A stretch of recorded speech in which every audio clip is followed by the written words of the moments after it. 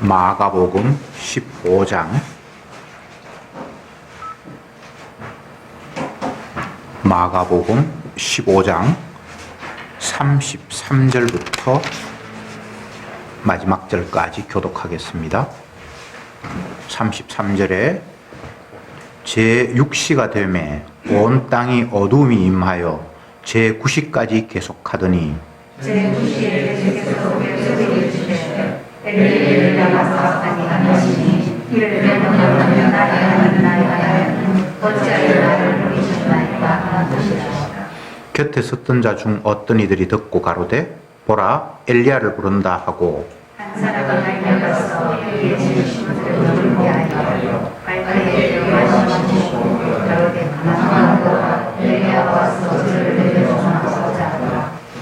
예수께서 큰 소리를 지르시고 운명하시다.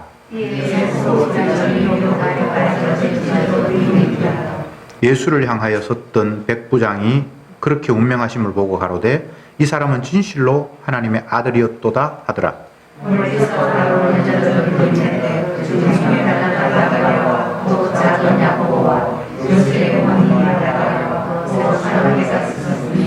이들은 예수께서 갈릴리에 계실 때에 쫓아 섬기던 자요 또 이 외에도 예수와 함께 예루살렘에 올라온 여자가 많이 있었더라.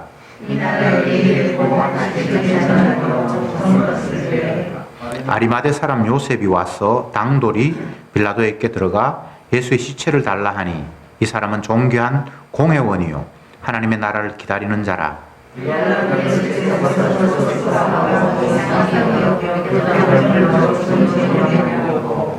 백부장에게 알아본 후에 요셉에게 시체를 내어주는지라.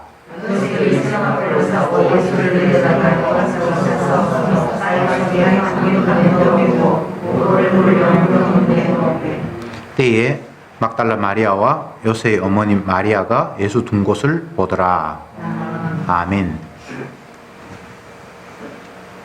예수님이 십자가에서 돌아가시는 장면을 같이 읽었습니다. 제6시가 되매 온 땅에 어두움이 임했다. 이렇게 33절이 시작하고 있습니다.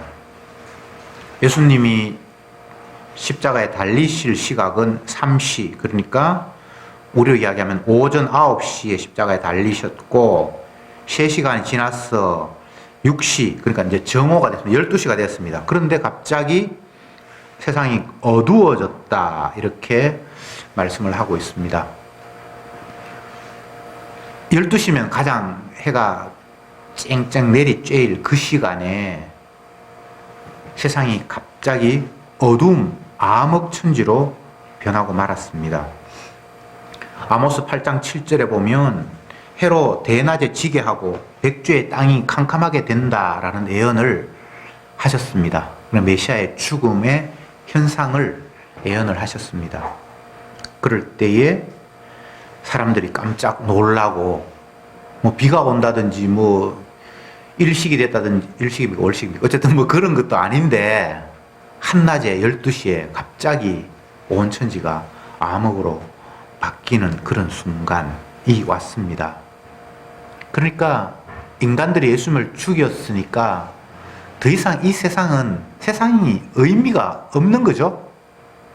암흑이 되었다는 것은 다 죽었다는 의미를 포함하기도 하고 여러 상황들을 유추해 볼 수 있는데 어쨌건 구약의 선자의 예언처럼 예수님의 죽음 속에 대낮이 어두워지는 것을 통해서 이분이 메시아였다는 사실을 다시 한번 확인하는 그런 계기가 됩니다.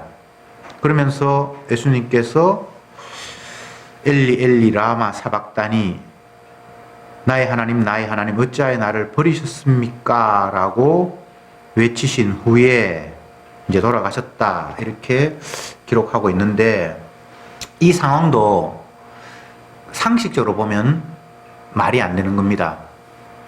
보통 십자가에 달려서 생명이 끝나는 사람들은 피가 흐르고 온 진이 다 빠져서 힘이 없어서 그냥 생명이 끝이 나는데 예수님은 고함을 치고 갑자기 운명을 하셨다라고 되어 있으니까 이건 도저히 상식적으로는 있을 수 없습니다. 그래서 예수님의 사형을 집행하는 로마의 백부장이 이 사람은 진짜 하나님의 아들인 것 같다라는 그런 고백을 마지막으로 하게 됩니다.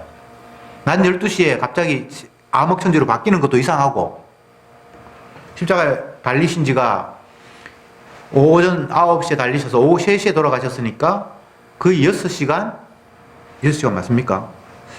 예, 6시간 만에 돌아가시는데, 돌아가실 때도 힘이 빠져서 뭐 여러 시간 걸려서 돌아가시는 것이 아니라 나의 하나님 어찌하여 나를 버리셨습니까? 라고 외치고 난 이후에 이렇게 돌아가신 그 상황들이, 이 상식적으로는 있을 수 없는 일들이 지금 벌어지고 있으니까 사형을 집행하는 사람마저도 이 사람은 진짜 하나님의 아들이 맞는가 보다라는 그런, 자기도 모르게 그런 이야기가 튀어나왔습니다. 그런데 그 상황 속에서 지켜보고 있던 유대인들의 반응은 어땠는가 하면, 저가 엘리야를 부른다. 엘리 그러니까 이게 나의 하나님인데 발음이 비슷하니까 엘리야를 부른다라고 이야기하고, 또 어떤 사람들은 엘리야가 와서 정말 자기를 구원하는지 보자. 말라기에 보면 마지막 때에 선지 엘리야가 와서 이 세상을 평정을 하고 자녀의 마음을 아비에게 돌이키고 아비의 마음을 자녀에게 돌이킨다는 말이 있어요. 그래서 선지자가 마지막 예수님 참 메시아가 오기 전에 엘리야가 먼저 온다라고 얘기했는데, 그건 사실 세례 요한을 이야기한 건데, 이 사람들은 진짜 엘리야가 오는가 보다라고 그렇게 한번 기다려보자, 이런 이야기를 사람들이 했습니다. 그러니까 끝까지 유대인들은 예수님을 자기들의 상식으로 이 사람이 메시아일까 아닐까를 유추했던 겁니다. 십자가에 달리실 초반에는 사람들이 조롱하기를, 구원자라며, 당신이 구원자면 그게 십자가에 매달려 있을 것이 아니라 빨리 내려와서 우리를 건져야지. 남을 구원하면서 자기도 구원하지 못해? 이게 구원자야? 라고 조롱을 했습니다. 인간들의 상식으로 구원자라고 하면 사람들에게 잡혀 죽으면 안 돼요. 그런 초라한 구원자가 어떻게 내가 믿는 구원자가 될 수 있겠습니까? 근데 그게 언약에 근거한 참과 거짓의 판단이 아니라 인간 생각으로 구원자를 본 거예요. 오늘 본문에서도 엘리야가 와서 저를 구원하는지 보자 라고 얘기했을 때, 이건 성경을 문자적으로 해석한 거죠. 말라기에서는 분명히 한번 찾아볼까요? 말라기 구약성경 마지막이죠. 4장 5절 같이 한번 읽어볼까요? 시작. 보라, 여호와의 크고 두려운 날이 이르기 전에 내가 선지자 엘리야를 너에게 보내리니, 이렇게 돼 있죠. 마지막 날에 엘리야가 먼저 오고 메시아가 오는 거거든요. 그리고 문자적으로 보니까 만약 예수님이 메시아라면 엘리야가 와서 뭔가를 하고 난 이후에 이분이 메시아라는 게 증명이 될 거 아니냐라고, 예수님 마지막 돌아가시는 그 순간에도 엘리야가 오는지 한번 보자, 네가 참 메시아야 아니냐, 계속 인간적인 생각으로 메시아인지 아닌지를 점검하는 인간들의 모습이에요. 이전에 성경 공부 시간에 제가 말씀을 드렸습니다. 빛이 세상에 왔는데 어둠은 깨닫지 못한다. 그런데 영접하는 자가 있었다. 그 영접하는 자는 사람의 지혜나 판단으로 하는 것이 아니라 하나님으로서 났기 때문에 영접하게 되었다. 끝까지 인간들은 자기의 상식, 내가 아는 구약의 예언, 메시아가 오기 전에 엘리야가 와야 된다고 했으니까 엘리야가 오는지 보고, 만약 엘리야가 오면 당신을 메시아로 믿겠다라는 이 모든 생각이 인간의 생각이에요. 엘리야가 아니라 세례 요한이 이미 왔습니다. 근데 성경에 세례 요한이라는 말이 없잖아요. 주님께서 그렇게 숨기시는 거예요.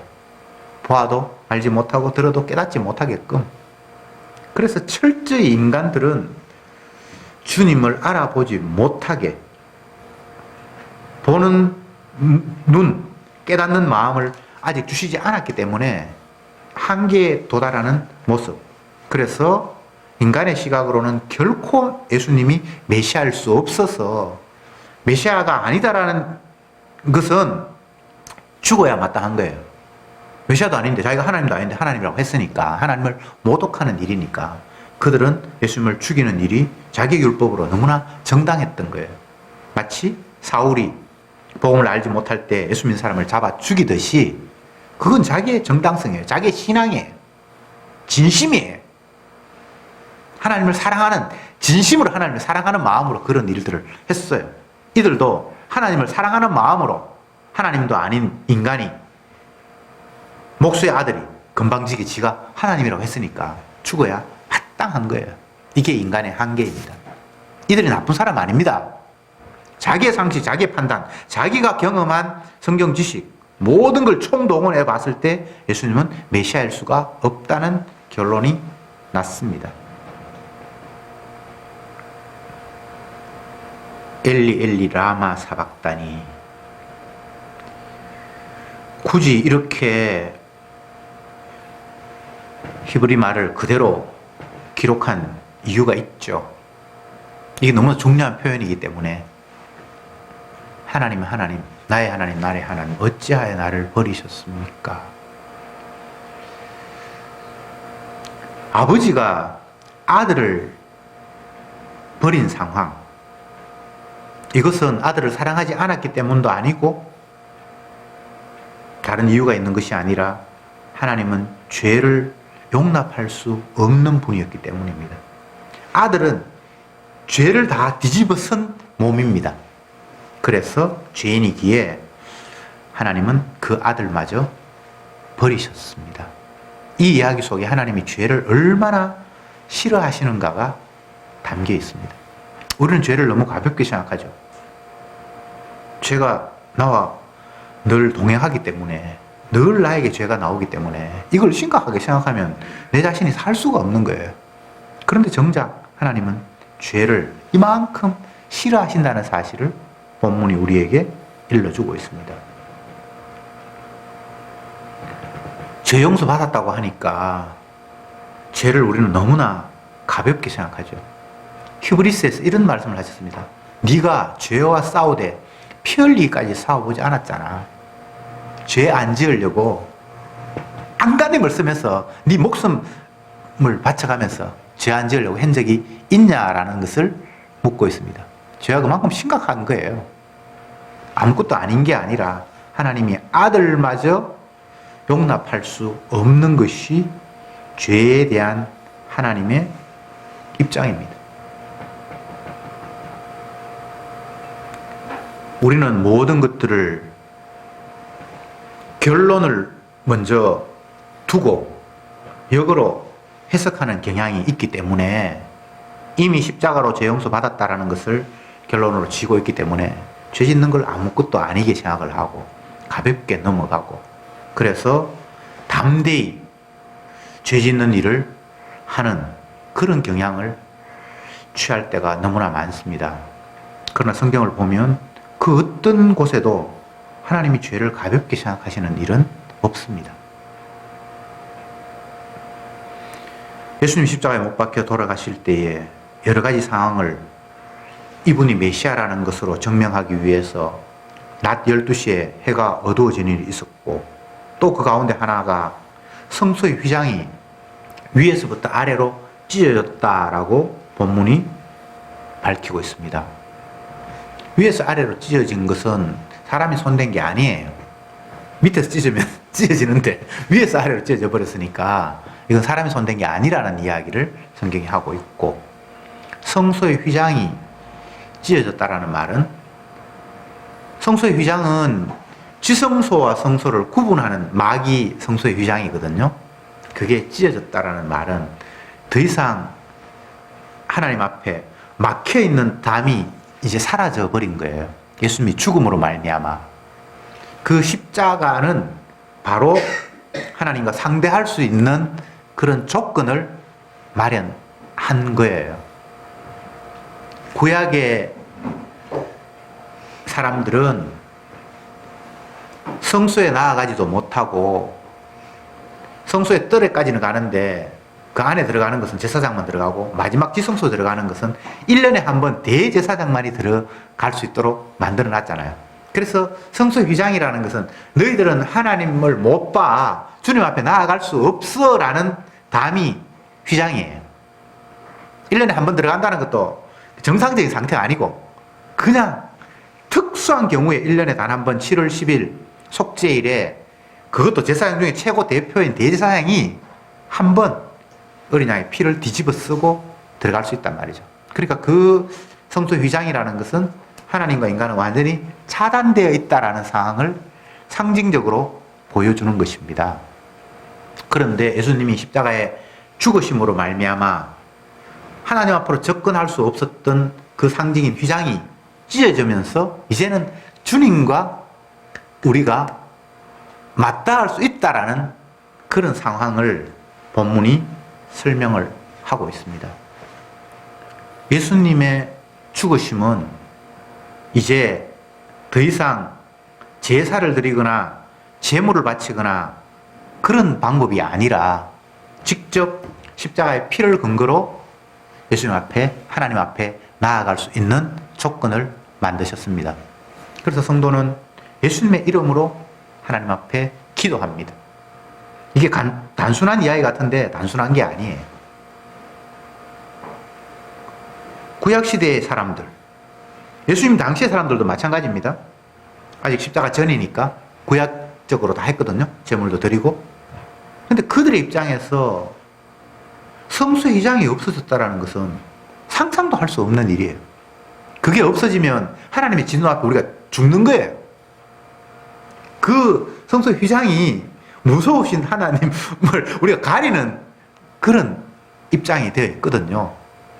근데 그게 없어져 버렸다는 말은 거룩하신 하나님 앞에 죄인이 내가 오롯이 그냥 섰다는 이런 이야기예요. 이게 그냥 뭐 평범한 이야기가 아닙니다. 주님은 자기 자신의 생명을 걸고 아버지가 자기에게 맡긴 자들을 아버지 앞으로 인도하는 겁니다. 말라기가 본문을 잠깐 읽었는데 그 읽은 거 말고 마지막 절에 보면 엘리 선자가 먼저 와서 아비의 마음을 자녀에게, 자녀의 마음을 아비에게 돌이키게 한다 이렇게 돼 있거든요. 예수님의 그 십자가의 휘장을 찢으심이 아버지 하나님이 직접 이제 성도를 대할 수 있고 또 성도는 직접 하나님 앞에 나아갈 수 있는 관계를 만들었다라는 이야기입니다. 아버지는 죄인은 상대할 수 없는 분입니다. 너무 거룩한 분이기 때문에. 그런데 어떻게 죄인이 거룩하신 그 하나님 앞에 1대1로 맞대응하면서 휘장이 없는 가운데 만날 수 있는가? 그것은 아들이 제물로 중간에 죽었기 때문에 가능한 일입니다. 이 상황을 6월절 어린 양의 죽음을 통해서 이스라엘 백성들이 죽음을 건너가는 애굽의 마지막 밤을 주님께서 말씀을 하셨잖아요. 죄 때문에 다 죽어야 되는데 뭐 장자만 죽어도 차자 삼자 다 죽는 거예요. 죽어야 되는데 어린 양의 피가 그 집의 문에 발려있기 때문에 죽이는 천사, 모두를 다 죽이는, 죄인을 다 죽여라 라고 명령을 받은 천사가 그 집에 딱 갔는데 보니까 피가 있어. 이 집은 이미 죽었네. 그리고 그 집에 들어가지 않는 거예요. 그래서 통과. 이미 죽었으니까, 피가 있으니까. 그게 6월절이고 그 상황은 오늘 이 본문 예수님이 십자가의 죽음으로 말미암아 성소 휘장이 찢어지고 아버지가 자기 백성을 그 피를 보고 상대할 수 있는 그런 관계를 만들었습니다.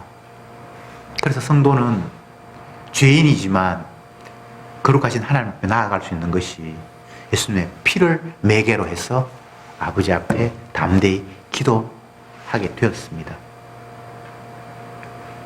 유대인들은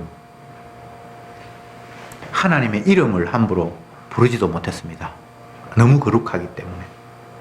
모세가 하나님을 얼굴을 못 봤습니다. 등을 봤다라고 그렇게 성경은 기록하고 있습니다. 그만큼 거룩한 분과 죄인은 맞닿을 수가 없는 거예요. 생각해 보세요. 하나님은 거룩 그 자체인데 이 땅을 살면서 수많은 죄를 범하고 더러운 자가 그분과 만난다는 것이 있을 수 있는 일입니까? 안 되는데 아들이 대신해서 십자가에서 저주를 받음으로 말미암아 죄를 대신해서 담당함으로 말미암아 이제 그 백성들을 거룩하다고 인정하시고 만나주시는 하나님의 상황을 성소의 휘장이 찢어졌다라는 것으로 표현을 하고 있습니다. 우리는 십자가를 이야기할 때에 많은 것들을 생각을 합니다. 물론 거기에는 많은 의미들이 담겨 있습니다. 근데 오늘 본문에서 보면 많은 의미보다는 예수님이 분명히 하나님의 아들이었다는 사실을 갑자기 해가 어두워짐으로 확연히 사인을 했고, 이분은 틀림없이 하나님의 아들, 인간의 지혜로 엘리야가 오네 어쩌느니 많은 이야기가 있는데 그건 다 언약이 아니니까, 엘리야가 온다는 건 언약이지만 그 엘리야도 표면적인 엘리야가 아니라 세례 요한이었고, 또 구원자가 어떻게 죽을 수 있나? 구원자가 죽어야 구원자가 맞는데, 어쨌든 사람들은 언약적으로 구원자가 맞다 아니다라는 걸 판단한 것이 아니라 자기의 상식을 가지고 판단을 했으니까 엉터리 없는데, 마지막으로 구약의 예언자가 예언한 것처럼 대낮이 갑자기 어두워짐으로 말미암아 다시 한번 이가 참 예언대로 메시아가 맞다는 사실을, 그전에도 수없이 언약이 지켜졌으니까 맞는데 6월절날 죽는 것도 맞고 그죠?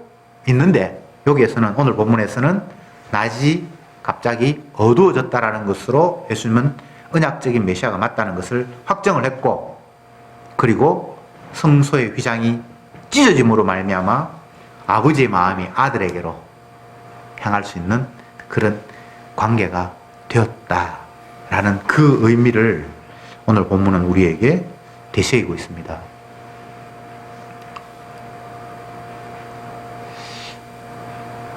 요즘 코로나 때문에 비대면이다 이런 말이 있습니다. 인간들의 비대면은 상대의 안 좋은 게 나한테 옮길까, 아니면 나의 안 좋은 게 상대에게 옮길까 불안해서 이제 비대면을 말을 하는데, 하나님과 우리가 대면할 수 없었던 이유는 죄와 의 때문이었습니다. 죄와 의는 섞일 수가 없거든요. 거룩과 더러움은 엉킬 수가 없거든요. 그래서 원래 막이 있고 비대면이었던 겁니다. 그런데 예수님이 십자가에서 죽으심으로 말미암아 그 비대면을 없애버린 상황. 그래서 성도는 늘 하나님 앞에 살아가는 자입니다. 내가 깨끗해서가 아니라 예수님의 십자가에 피가 있기에. 십자가에서 죄를 담당하셨다라고 이야기하니까 이걸 오해해서, 그러면 나는 이제 죄가 없네 이렇게 말하는 사람이 있어요. 죄 없다 하면 하나님을 거짓말하는 자다 라고 해서 그렇게 말하고 있죠. 우리는 죄인이에요. 그런데 거룩하신 하나님을 만날 수 있는 것은 예수님의 십자가 피가 있기 때문에 가능한 겁니다.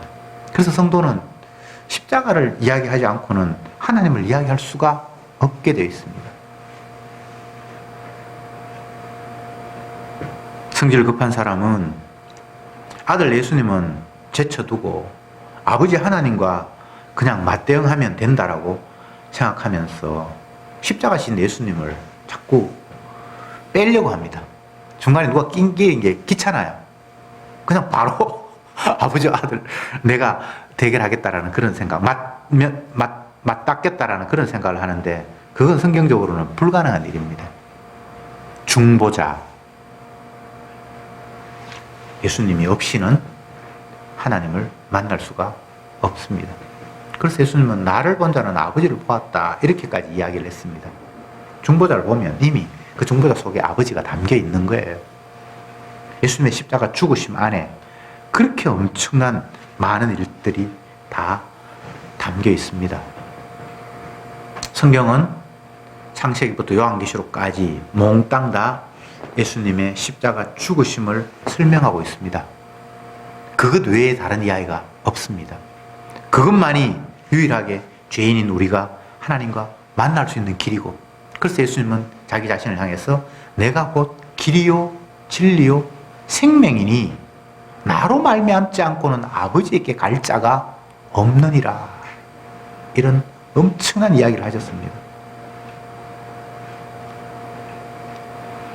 중보자가 없이 대신 피 흘려서 하나님의 마음을, 이제 속이 후련하다, 이제 죄인이니까 마땅히 죽어야 돼, 죄에 대한 심판이 없으면 주님은 죄인을 만날 수가 없습니다.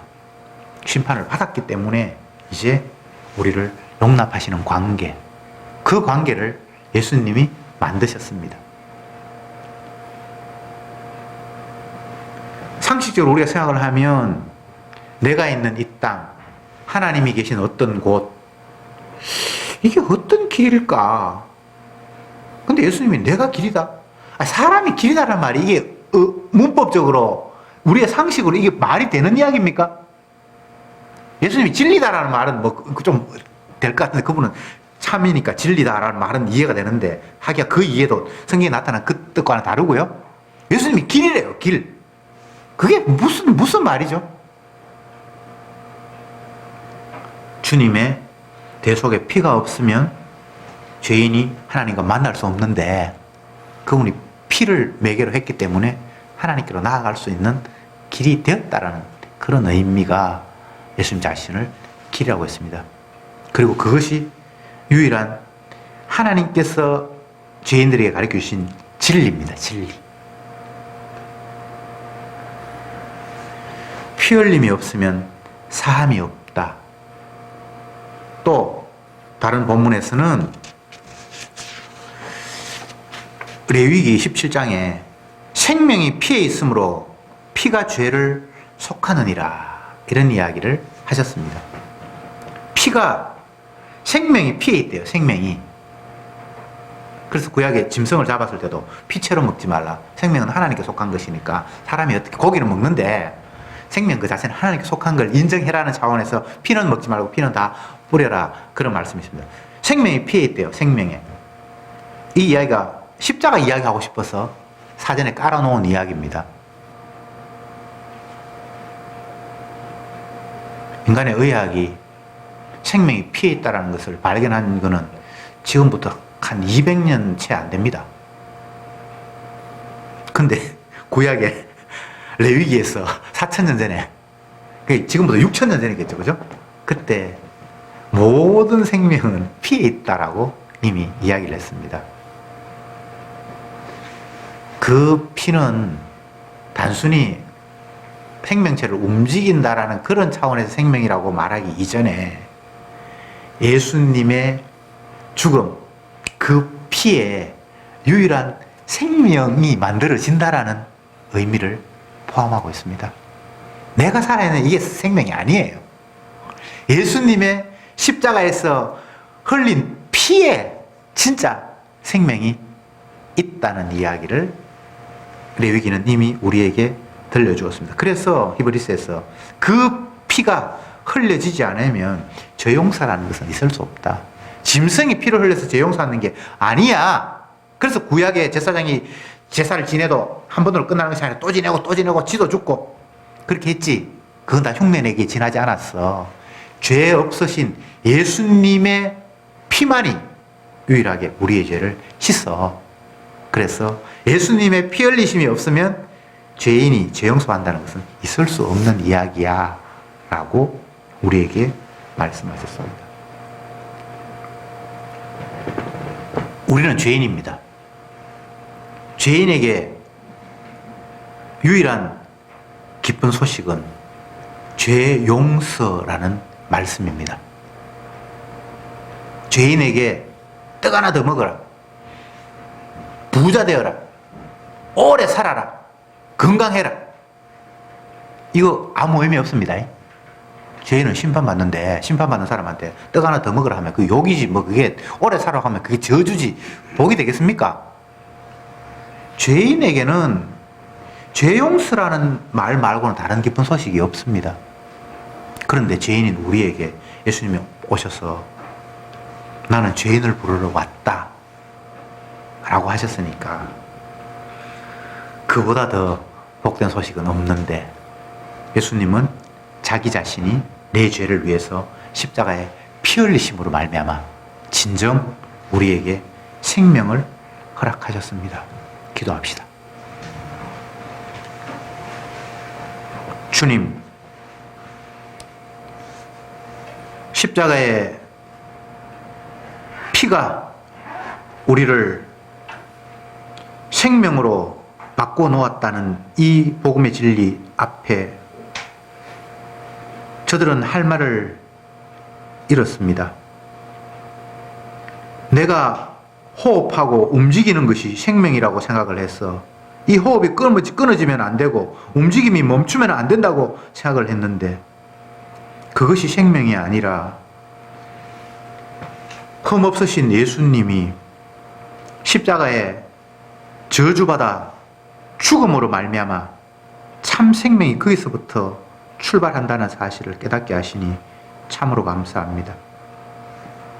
안 죽으려고 발버둥 침이 아니라 십자가로 우리를 용납하신 그 사랑 잊지 말게 하옵소서.